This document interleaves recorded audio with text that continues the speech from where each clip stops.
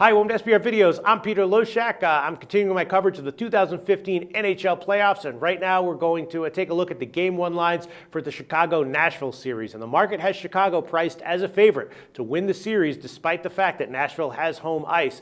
But the lines for Game 1 played at Nashville are close to pick 'em. Right now, Nashville is at minus 111 at Pinnacle. Chicago is plus 101 on the other side, and the total is 5, slightly juiced to the over.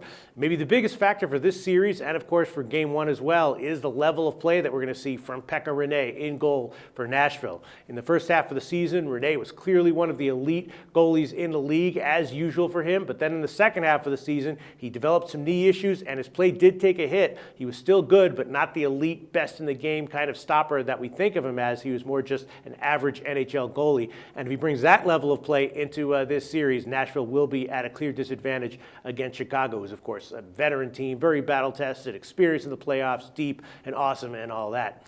But beyond Rinne, there are still some good signs for Nashville. They do have a great Fenwick rating, which is indicative of what a good up-and-down game they played during the year, and their strength is still defense, but they became more of an attacking team this year, and they did do that effectively.